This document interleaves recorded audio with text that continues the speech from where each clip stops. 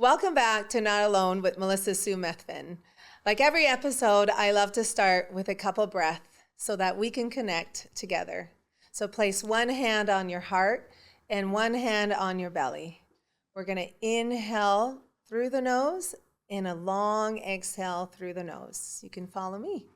So inhale for 3 and a long exhale through the nose. Let's do that 2 more times.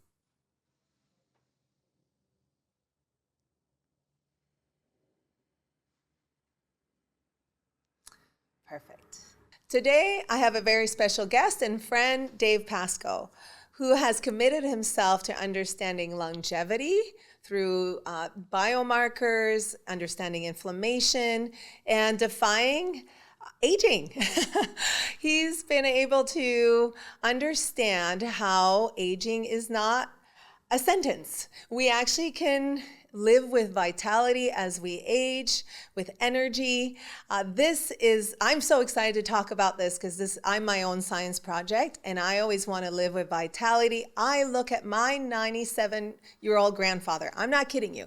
He's got a girlfriend that's like 25 years younger than him. He dances 3 times a week, the tango, the salsa. He is such an active man, but also has a spiritual practice. I feel like he has such a great balance. I'm always talking about it's never black and white. We need to find a balance in life. And so today I'm so curious and honored and grateful to dive into health. So welcome. Thank you. Thank you for having me. Yeah. And I'll tell you what, I aspire to be like your grandfather someday. Right? Yeah. I know. He is such a gift and such a light. And that's probably why I'm so driven in kind of my own journey of my health and where I'm at right now and optimizing. So I met you at a health optimization summit. It was actually a hotel lobby. I just noticed your lanyard. Hey, we're going to the same conference. Want to hop into an Uber together? And I had not heard, about you, but once I did, and you shared with me, what you do. I mean, and how old are you now? Oh gosh, I'm so old I forget. No, I'll be 64 this year in August. 64. And then when you do your biological, age, what does it come up to? Okay, so that depends on whose test. Okay, that's true. Okay, There's pick some the youngest that are more one. flattering than others. Yeah, the youngest one would be about like 38 years old. Yeah. I mean, you definitely don't look it. You look fantastic. You have a 6-pack. And and so, people would thrive to feel that way, right? Because I always put a premium on health because I want to be able to kick the ball with my kids. I want to go and beat them on a race. I want to climb mountains with them. I want to see their grandchildren one day, but I want to feel good, right? So that's why I'm so excited to learn your tools, or where you think people go too far as well, because there's that blend. Oh yeah. Even for me, when I go to these health optimization, I'm like, ooh, I get so excited. I want to try it all. But I'm like, oh, hold off. Okay, do I really need some of these tools? So I'm just curious, from your background, you were in cybersecurity. That's your background. What got you into becoming this, biological, security now, the understanding the body? Well, it's funny. I think at one point I realized that cybersecurity and basically the biosecurity, I guess if you want to call it that, biohacking, they're basically the same thing. They're really just looking at systems and trying to optimize or protect, defend. So I think of, biological aging as defending against the things that would take us down. Because sometimes we get stuck in the number, like, oh no, I'm like 45. Oh no, I'm going to be 50 soon. And we get stuck to what society says we're going to feel like. Absolutely. At that age, right? Yes. And so it's almost a mind shift too. So that I've started to say, okay, I'm 45 now.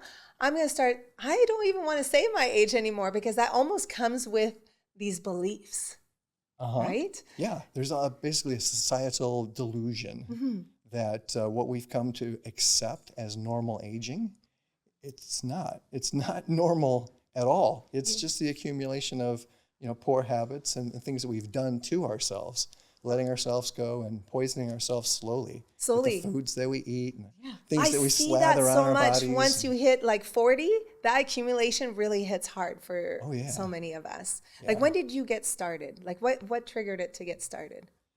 It's funny. I think even as a kid, I was very observant about the adults around me and the world around me. I had a ton of questions, but my parents had no patience at all for questions. In fact, they told me I was stupid. My dad would always tell me, my questions were dumb, so, shut up. Oh. And I believed him. I really thought that I was dumb. I thought, well, what is it that I don't understand, that the whole rest of the world must understand, and I'm not getting it. So it forced me to be very observant, to try to figure out the things that I thought I was obviously missing. And so I started just looking at the adults in my life and seeing how they behaved and what they did and what I could learn from that. And I learned a lot. I mean, let's take, finances for one. I would see people that were, very well off, would live in great big homes like my aunt did.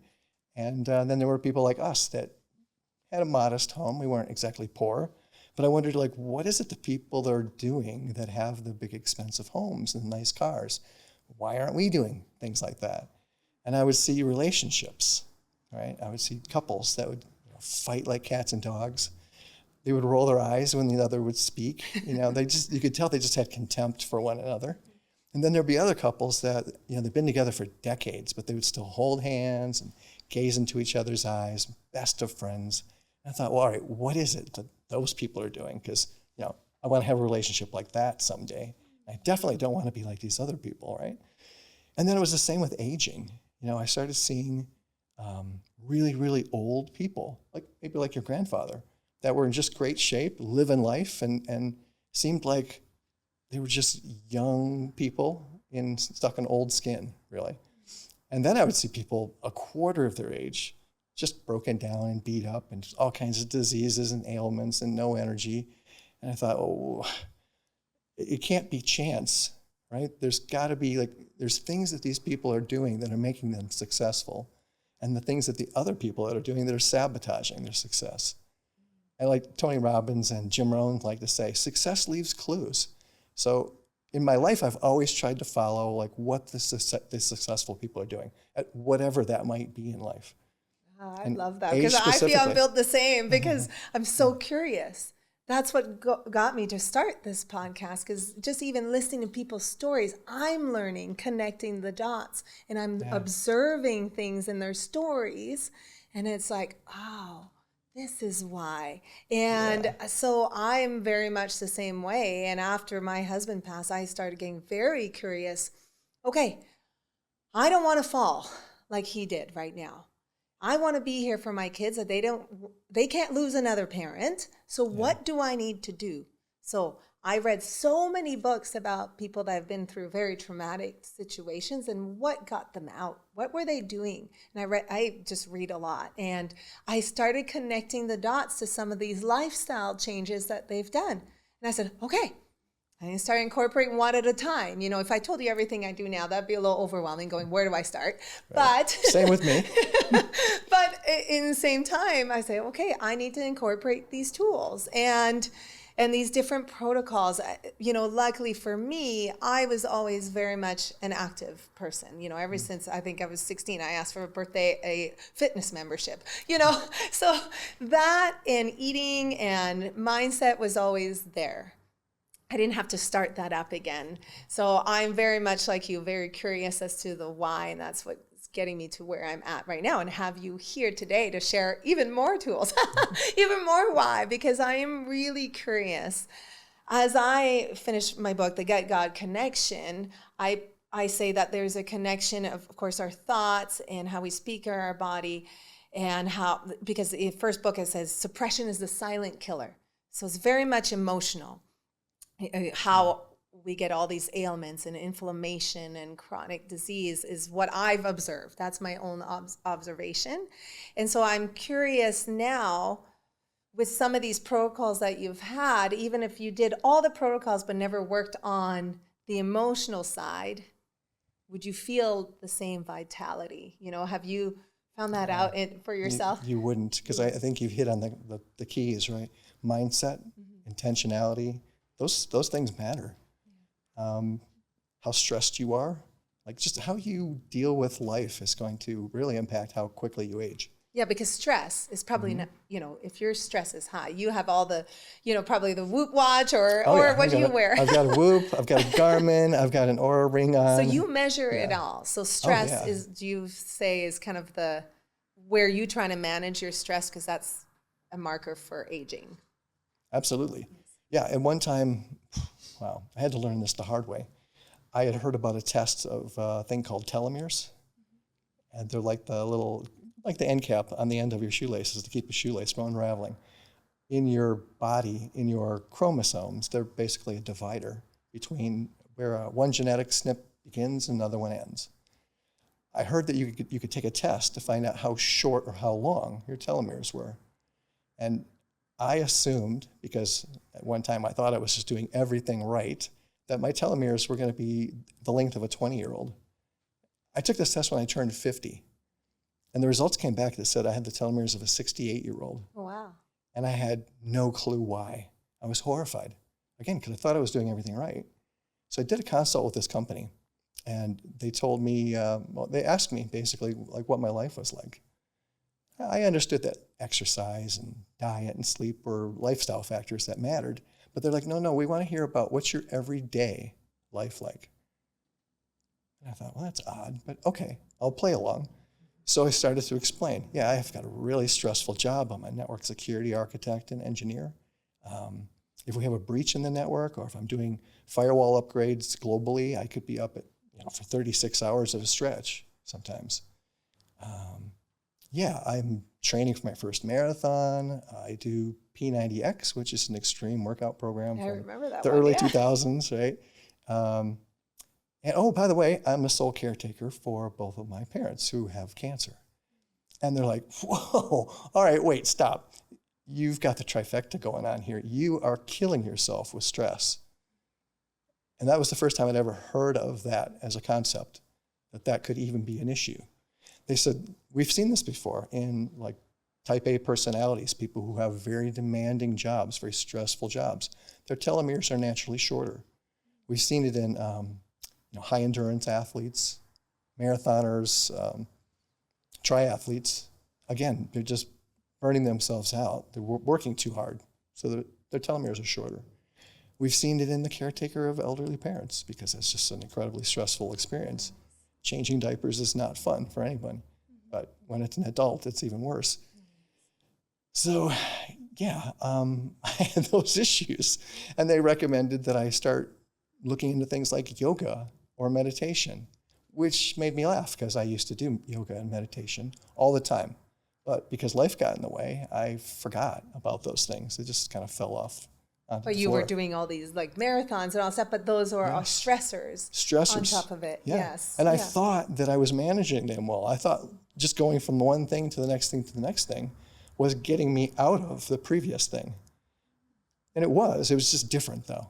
Still stress, but it was just another stress compounding upon the previous one. I love that you mentioned that, because for me, loving to work out and to be fit and to work hard, so I didn't relate it to stress, because even though I'd wake up at 4:45 before the kids wake up, I'd go do a really hard workout and then go on to a stressful day. Yeah. But that was stress. I thought I was actually doing something good for my body because I craved it, right. But maybe I probably just needed maybe a meditation or yoga in the morning to set the tone for my day. But it's almost like it almost seems like some people, that's what we are comfortable in, is just the go, go, go, and the busyness. So to slowing down, we feel we're not productive, or I'm not hard enough on my body. Like for me, I physically love lifting weights, but now I'm better at understanding, okay, some days I need yoga. Some days I just need a walk, and it's okay. It's really hard, this mind shift, because I actually really like doing the hard workouts, like being really pushed, but I do understand that it's a stressor. So it depends where I'm at in my body wise. If I'm really stressed, might not be the right idea to do that. Well, I mean, we feel like we're accomplishing so much more when we're constantly grinding and striving, but that's usually where we're doing the tearing down. The actual buildup is in the recovery. It's in the downtime. And so if we're not giving ourselves that recovery time, we're not rebuilding like we should be. You should be. So, and then now the stress, when you say the high levels of stress, where do you see where chronic illness can occur, or where inflammation, does the inflammation rise? Like, I know you've done all the biomarkers. So what do you see rise? So stress increases cortisol. And cortisol then increases, actually, cortisol like depresses your hormonal output. That's where I was at. So mid-30s, I was like so stressed, so depleted. You know, my hormones were all over the place. Yeah. I was super fatigued, losing hair, all of that. Your mitochondria go into a stress response, and so you don't have the energy that you should because everything's kind of shutting down and being protective. What else? Yeah, inflammation will start to rise. Glucose usage gets bad. Your insulin resistance goes like through the floor.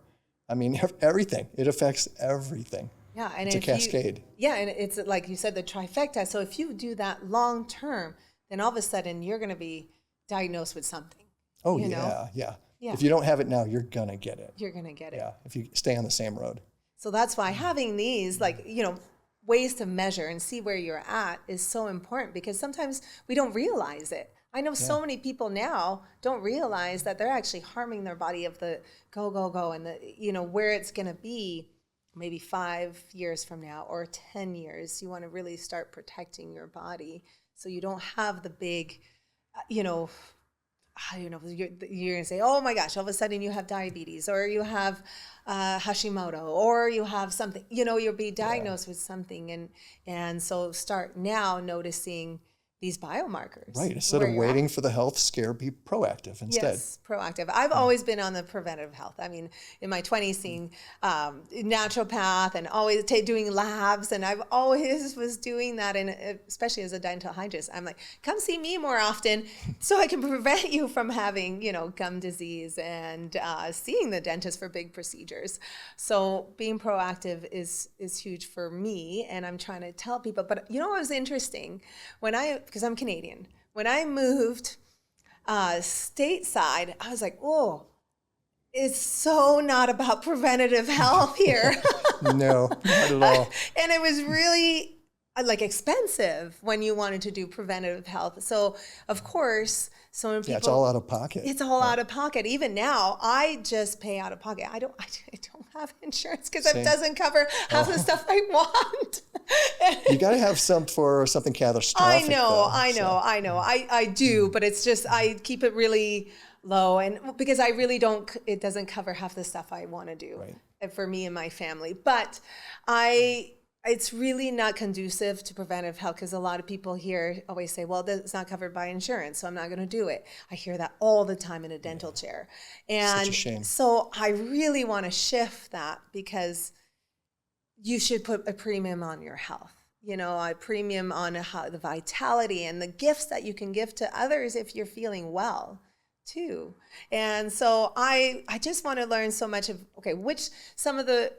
let's dive into, I'm really curious about this, the peptides, because this has been really loud, and I'm really curious, have you used peptides to help with your aging? Absolutely. Okay, let's get into that. I've tried pretty much everything. Okay. I usually do them on rotation, so I'm not always doing the same things. Mm-hmm. But I mean, I've tried BPC 157, thymosin alpha, thymosin beta 1, TB 500, which would be similar to. Have you tried epitalon? Maybe I'm not pronouncing it. Yes, epitalon? Yes. Yeah. Oh, okay. yeah. Is that a good one? I want to try that one. It is. About every 6 months. Every 6 months. Okay. Do you know kind of like, I don't know too much about epitalon other than it really helps.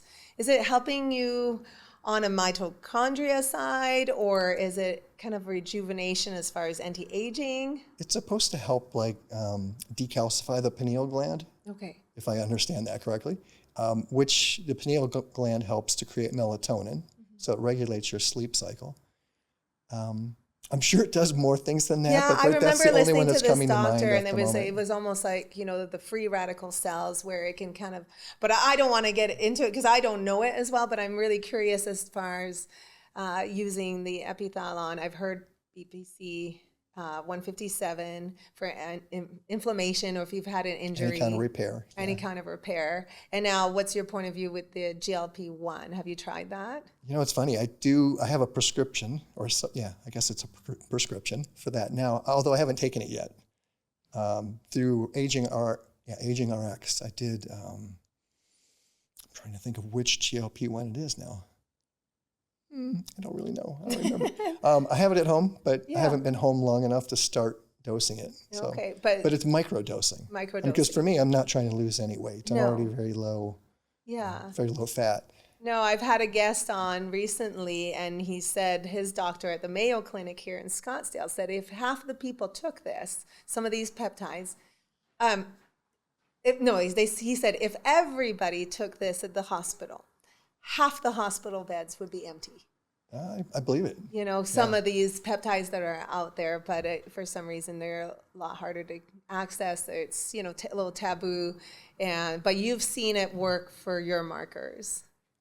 Different ones, yes. Different Not ones. the GLP-1 particularly. No. Like I said, I haven't tried that yet. But there's CJC 1295 with ipamorelin. That's to help with muscle growth. What else? There's so many. Oh, my favorite one is melanotan, 1 or 2. It stimulates your body to create melanin. So you get a tan from not being in the sun. Okay. So I think anytime if you've ever seen So photographs you living in of Michigan, me, yes. Anytime you've seen pictures of me or in real life where I look tan, it's from melanotan too. Interesting. Okay. Yeah. Or you can move to Arizona, one or the other. I would love to do that. It was the best decision I did. All that sun. Now, as far as if somebody doesn't have access to all the expensive biohacking, what would be kind of the basics to start? And those are the most important place to start, to be honest with you. I always tell people there's like 5 basic things that anybody can do and that everybody should be doing. And the number 1 is to try to avoid toxins at all costs. And when I say toxins, there's toxins in everything, right? There's toxins in our air, it's our water, our soil, it's in the food, it's in the personal care products that we put on, like our shampoos, our toothpaste, our deodorants. There's so many chemicals now that are in everything that our bodies were not designed to have to fight off. And it steals resources away from the repair that our bodies would do normally while they're fighting this onslaught of the toxins that we're consuming. Do you notice which toxin really kind of cause more havoc on all your measures? Oh, gosh. Or is it's so hard to pinpoint? It would be hard to be pinpointing it because I tried to eliminate all of them basically at one time. But now when, let's say it's introduced, because you're traveling, do you feel it? Do you notice it? Oh, sure. Yeah. It seems like every time I travel, I end up getting sick. It's just being on a plane with other people that are coughing and sneezing, and the weather changes. It's the circadian disruption.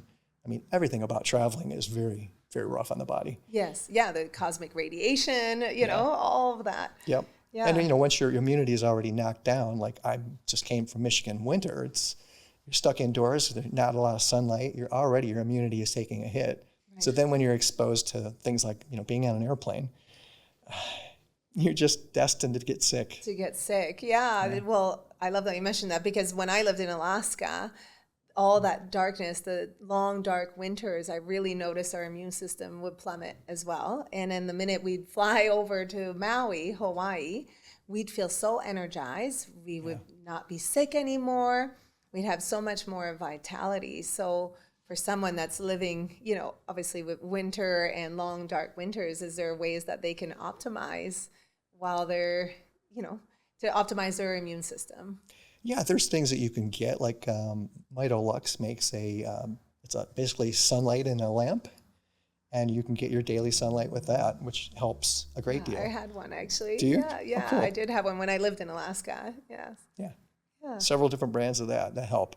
I own one of those, and I'm just like kicking myself mentally right now that I haven't been using it. Yeah, prepping yourself for those flights. Yeah. I mean, it's right there in my bedroom, but I've gotten so used to seeing it there, I forget that I need to use it. So. Yeah. And then what is your kind of protocol right now? Like, what are you doing on a daily basis? Oh my gosh, I have so many things that I do. Well, the funny thing is when people ask me that question, I can generally draw a blank. And that's because I don't give it any mental energy. I try to set up my entire life protocol as habits that I don't need to think about. They're just things that are just, I would do naturally as I'm going through my house because it's in my path. Or, it's just the next thing I know that I do after I do the thing I just did before. So, for example, I have a rebounder. It's at the foot of my bed. I can't miss it. When I get out of bed, it's the first thing that's right there. Okay. And I have to That's a good idea. I have to open the blinds. I have to stand on it to be able to open the curtains, right? Oh, I and love so it. I do my rebounding very first thing in the Okay, morning. so the rebound is like a little trampoline? Is that what it is? Okay. Yeah, little mini trampoline. Okay, I have one of those. Okay, I got to bring it by my room. And it's fantastic to get the lymph system moving. All right. And how long do you do that for? Maybe 5-10 minutes. I jump around. I'll do a little jog on it, do some high knees. I'll do butt kicks with it, whatever, just to get the body moving. Because you've been sleeping, you've been laying still all night long. Yes. That can take me off into a whole nother direction of why movement is so important.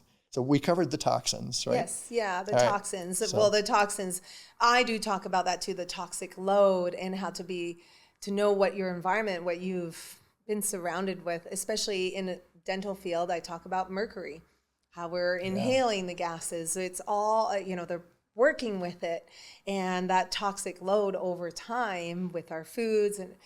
And I see this so much once you hit 40. If you haven't done anything to really tweak avoiding these toxins, you start having so much more inflammation or aches or pains.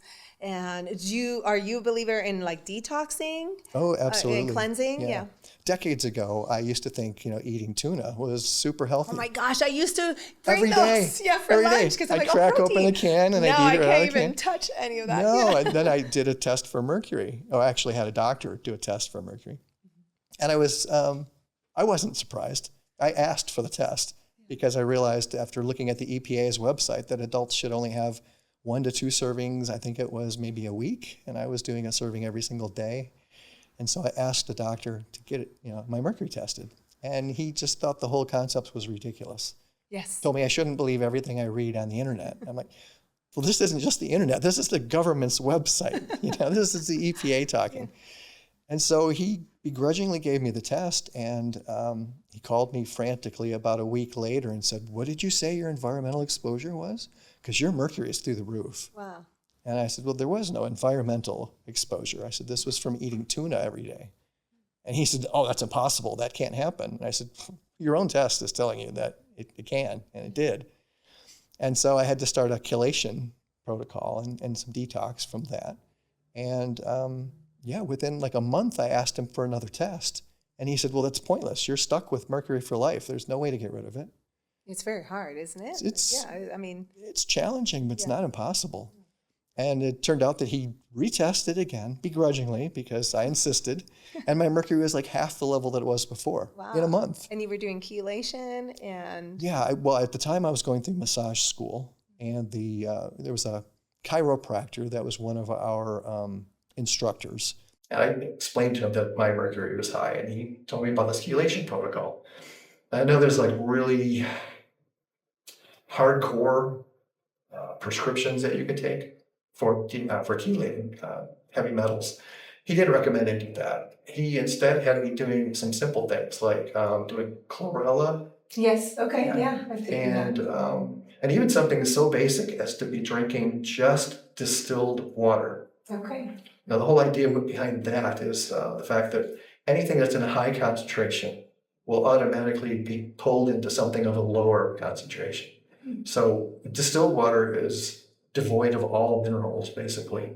Mm-hmm. So about a month later, I came back to his office asking him to retest. And he's like, it's ridiculous. He says, you're not going to get rid of mercury. You're stuck with that for life. And because I insisted, he begrudgingly gave me a second test. So that test result came back. I was half the mercury level that I was at previously in a month.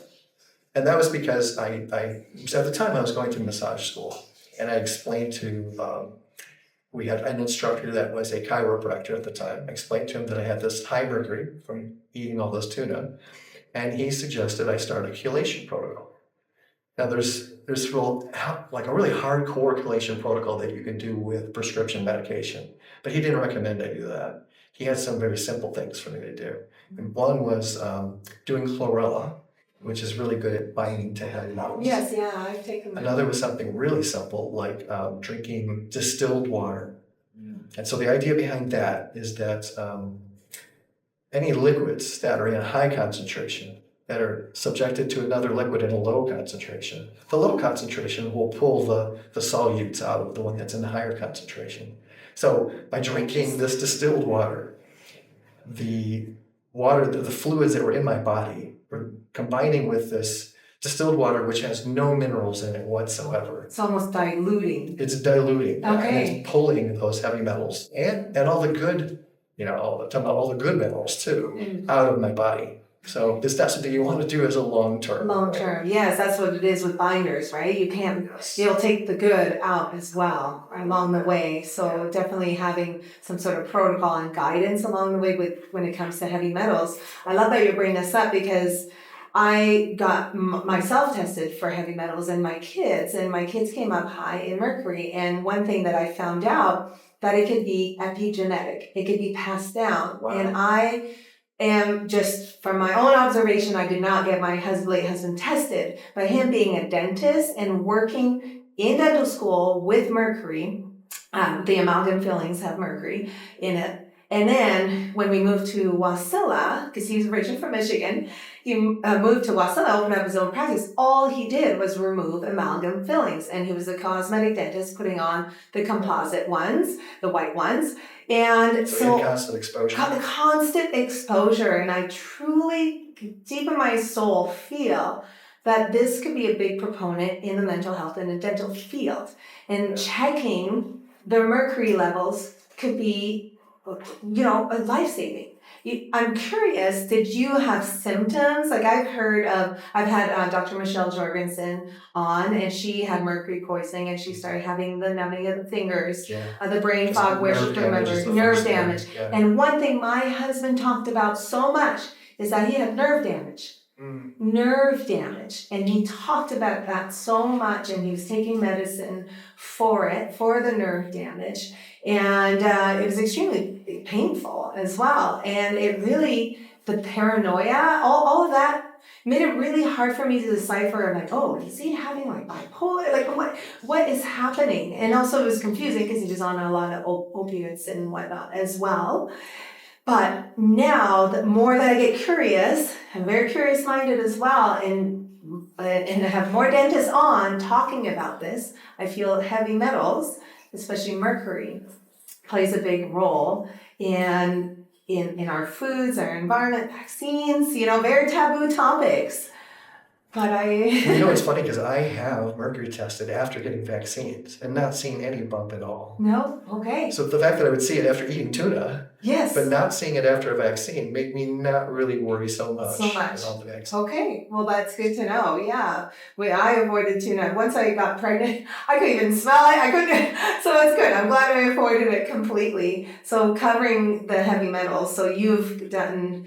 do you do protocols for detox on a regular basis even now? I do, like maybe once a month. I'll do a detox. I'll do like a sauna protocol. Okay. We'll take a high dose niacin, which basically like liquefies the fat that's in your body. It sets you on fire. Really? Yeah, I do. Okay, I gotta try that. I have a sauna. So what do you do? So you take niacin? I do like 1,000 milligrams of niacin, which is really a lot. I mean, there's higher dose protocols out there, but for most people, I think 100 milligrams of niacin would set their skin on fire. Okay. I mean, you feel like you're itching everywhere. I've felt that before taking niacin. Yeah, yes, it can be scary if you're not familiar with it and not expecting that. Yes. But gradually I was able to keep increasing the dose, and I could handle more and more. But your body when it takes on toxins and it doesn't know what to do with them and it can't eliminate them right away, it sequesters them in fat tissue. That's how it gets it out of your system to protect you. Oh, okay. So when you start doing sauna regularly, or if you're losing weight on a regular basis, you start releasing those toxins into your system, which is not a good thing. So if you can do it in a controlled manner, like by doing the niacin with the sauna and taking binders along with it, you're releasing them, they're getting bound, and then they get excreted out through your sweat, your urine, and feces. But you have to take a binder? Because I do sauna on a regular basis, and I'm thinking, the toxins can leave that way. No, only if you're going to be doing I guess it would be, if you're going to be using the niacin and doing it as what they call it, a push detox. Okay. Then you need the binders really to start mopping everything up. Yeah, so you don't get it's called a Hexheimer reaction, right? Yeah. Where you have all the Alzheimer's diols inside you. thing, Yes, that happened to my son Yeah. when we were doing cleansing through, because they had found heavy metals, the Giardia parasite, which we found out was probably in our well water that we had in Alaska. So anyways, we've gone through these protocols for cleansing, and it's hard. It's hard, especially for kids, to go through that, but it's good to be aware, because if we don't regularly cleanse or get rid of these, then there's a buildup, right? Yeah, and when you're releasing them into your system, if you're not binding them, then they could redeposit in other tissue like brain. And you definitely don't want that. No. Yeah. Yeah. Oh. That's scary. I'm like, oh my gosh. So back to the 5 basics. Yes. We've covered toxins, right? That's huge. The next thing would be movement. And it's so important. People are always telling you that, smoking is the new sitting. But they don't really explain why that is. And there's a very good reason for it. And I alluded to it when I talked about how you're sleeping all night, you're in bed for 8 hours a day. You get up, you sit at a kitchen table, you eat breakfast or drink your coffee, then you go sit in your car to drive to work. Then you go sit at work for 8 or 9 hours a day, sit in your car again, sit again for dinner, sit again on the couch to watch TV, and then you go back to bed, right? We're not moving. And so the important part about the movement, think of it this way. Your cells are living creatures. They have to eat, and they have to excrete their waste. The eating part, is easy, right? We have a blood system, right? The heart that pumps the blood, that brings the nutrients to the cells. But those tiny little capillaries that go throughout our whole body, they don't touch every single cell. They weave their way between cells, and they release the nutrients into the interstitial fluid, or the fluids that's surrounding our cells. And then the cell selectively uptakes what it wants and what it needs through its membrane. And so that's how it eats. But then subsequently it releases its waste in exactly the same way, back out through that cell membrane. The problem there is that, small molecules of waste do get reabsorbed through the bloodstream, taken out, but larger molecules don't. They basically just hang out there in that interstitial fluid. And the only thing that moves cellular waste is either manual massage or muscle movement. And so if we're not moving every muscle in our body all day long, every day, then the cells in that area of the body are basically just stewing in their own waste. And that waste accumulates day after day, week after week, month after month, for years and for decades. And so at some point, as you're getting older, like you get into the 40s and your 50s, still leading that normal American lifestyle, which is fairly sedentary, we're now taught, how do I want to say this? We're not only poisoning ourselves with our own waste, we're also starving them because we're blocking the nutrients that they should be getting. It's harder for the nutrients to get through all that other waste that's built up. Okay. And so we can do plasmapheresis, for example, to clean out degraded proteins from our bloodstream, but there is no plasmapheresis yet for the lymphatic system. So that's why movement is so vitally important.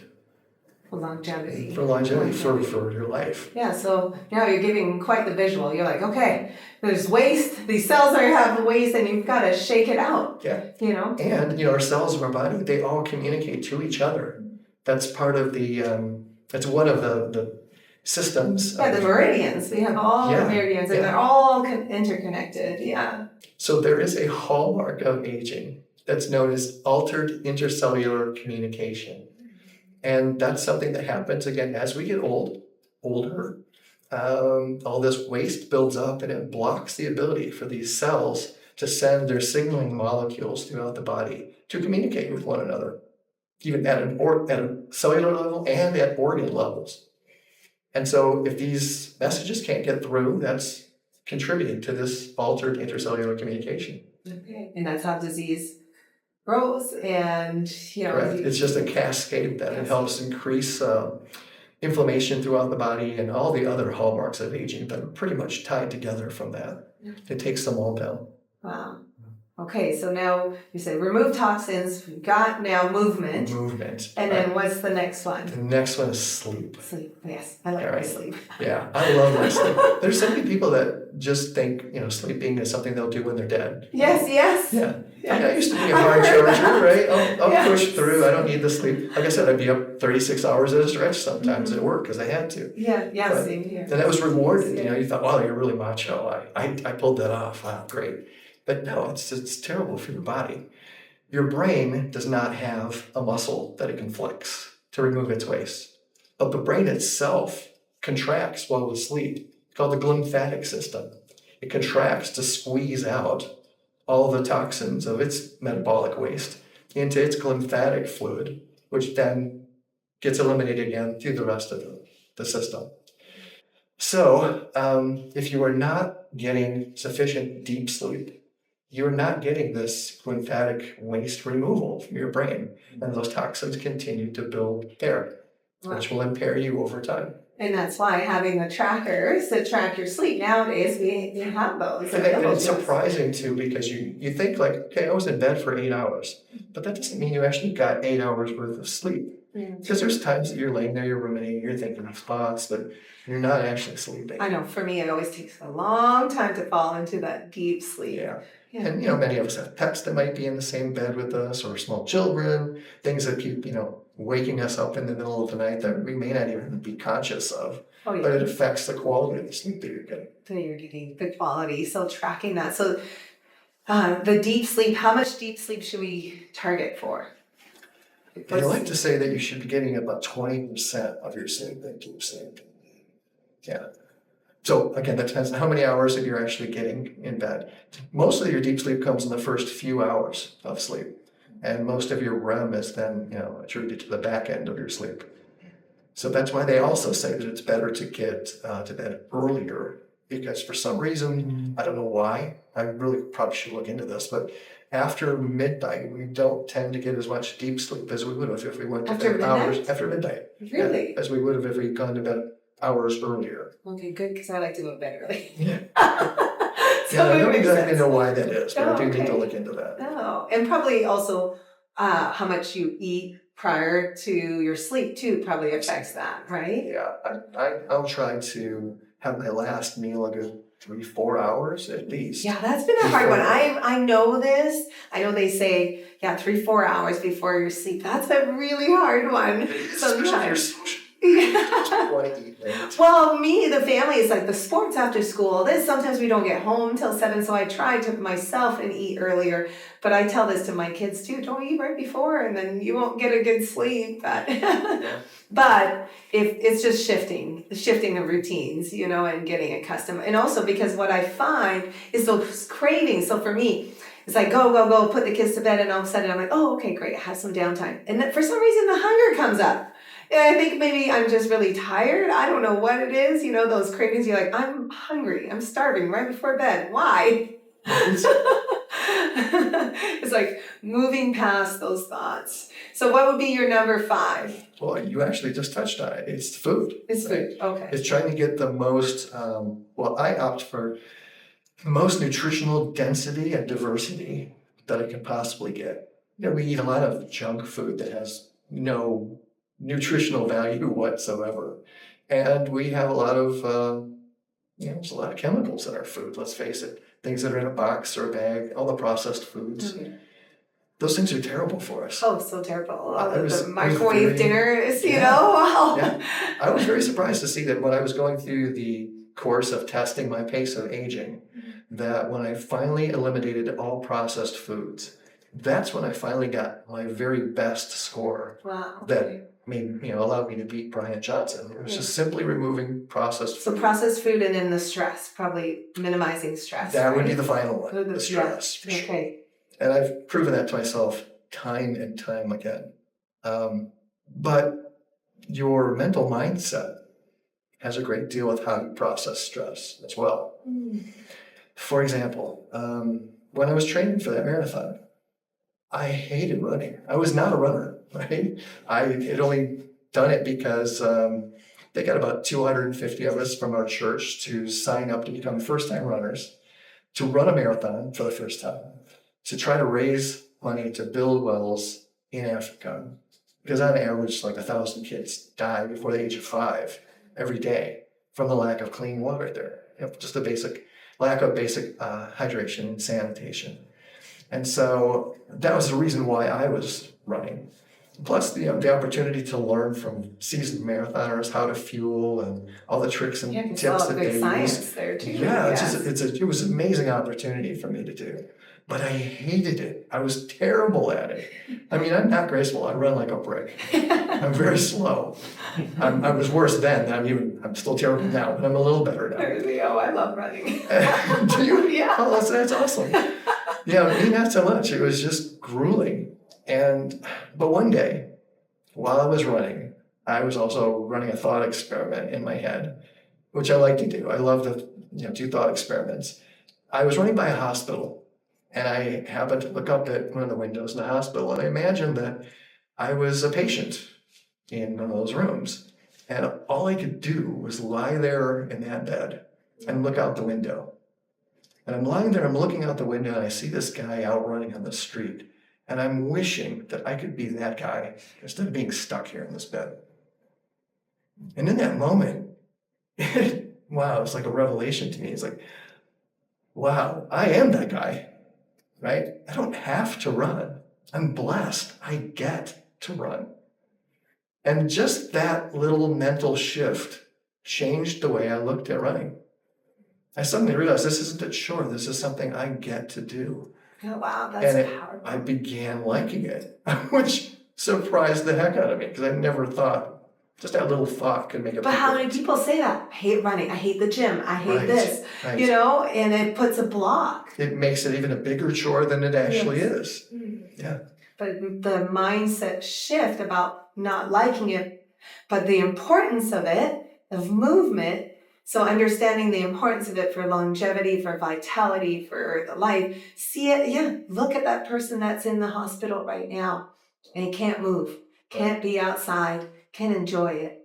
Just go out there and be blessed that you can move. Actually, every time I work out, I do say a blessing. I say, I'm so grateful that I get to move today. The gratitude is huge. It's everything. Yeah. I started applying that to everything in my life, to my job, right? Because my job was stressful. It was grueling. I mean, there were times I hated it, right?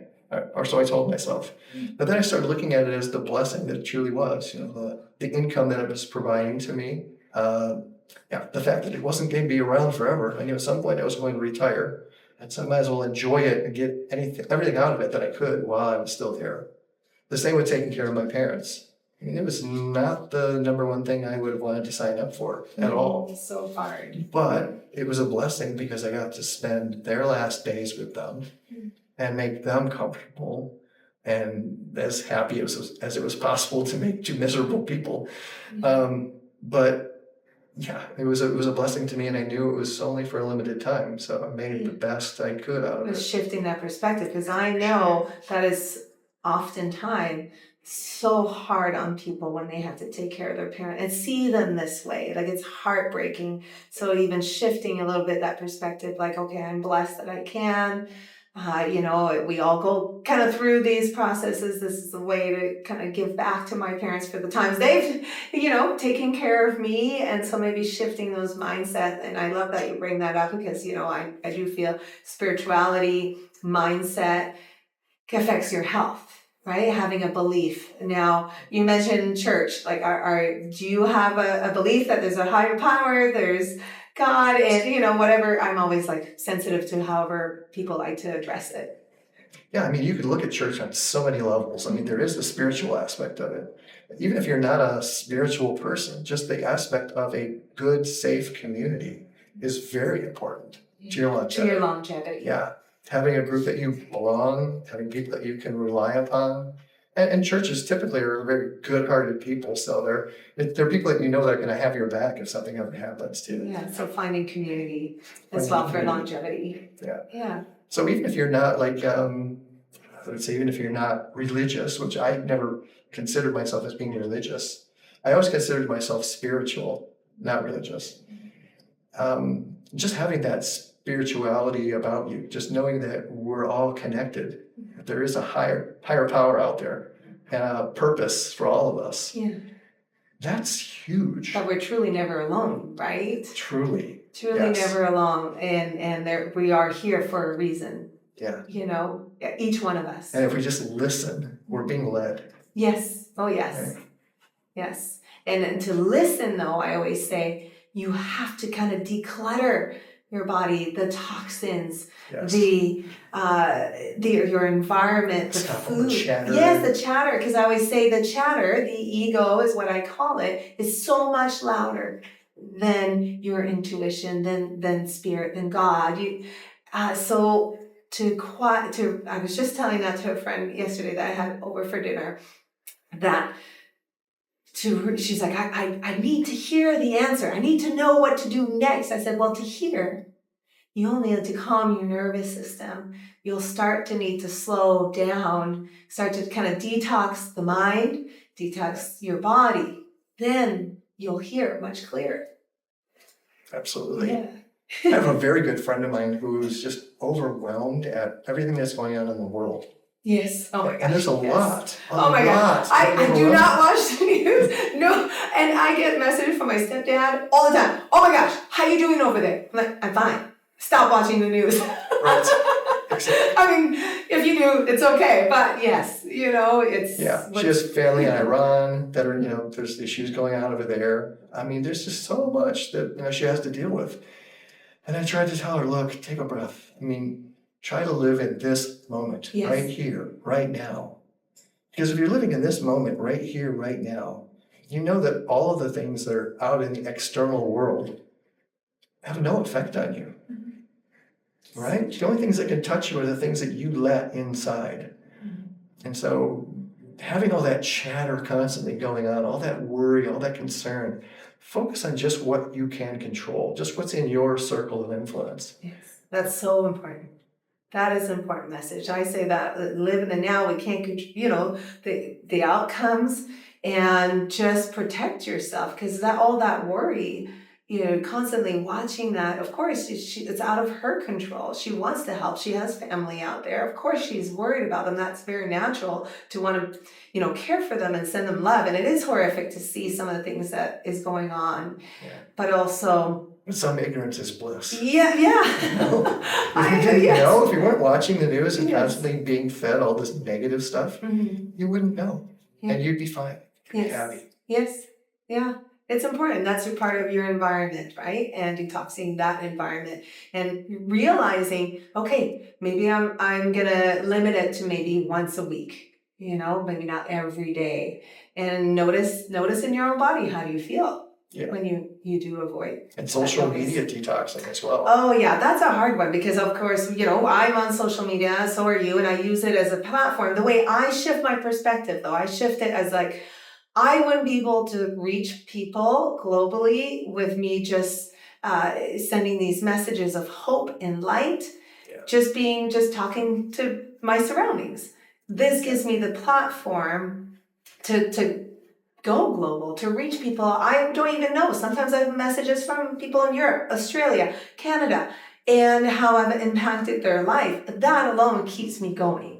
And you're putting out positive content, which is great. Yeah, that's what we need more of. We do. Right? We need a lot more of it. But when you start doom scrolling, you can't help but start seeing the negative stuff, which does impact you. Yeah. It affects you. Or we start seeing, we start comparing ourselves to other people. Yes. Because they're presenting only the best of everything they have, how much wealth they have, how much love and life they have. And Some of that may not even be real. It might even be fake. It might just be Absolutely. staged, for Instagram. But hey, if we That's start true. comparing ourselves, Yeah. comparison steals your own joy. I always say that. I notice it even through families, if people have siblings, how much they compare themselves to their own siblings. I see that with my kids.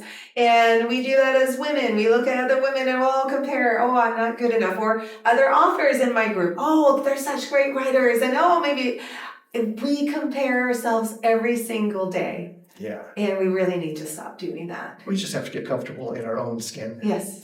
Yeah, absolutely. It's easier said than done. I know, but it's a mindset, right? And we're all a work in mindset. progress. So, each day is another chance, another opportunity to try fresh. Yeah, absolutely. Well, I absolutely loved our conversation, and what an honor to have you here and share your wisdom. Now, if anyone wants to follow your journey, some of your protocols, or come watch you speak, how they can follow you can see my fake happy life on Instagram. No, I'm just kidding. You can find me at dave.pascoe on Instagram. And I have a website. It's davepascoe.net, where I list everything that I do. I mean, everything. It's very exhaustive. Okay. So all my supplements, all the protocols. But again, the basics are truly the things that you need to nail down first before looking into any of those other things. That's so true. Well, I just want to thank you all for listening today, and I hope this was very informative as far as longevity, vitality, anti-aging. It was such an honor to have Dave Pascoe because I get really curious about our own health and our longevity and what are the tools out there. And sometimes there's noise around these tools. So this is why I have real authentic conversations and guests. They've been doing this for years and tested out, have measurable longevity tools. So go follow Dave Pascoe, and thank you again for listening.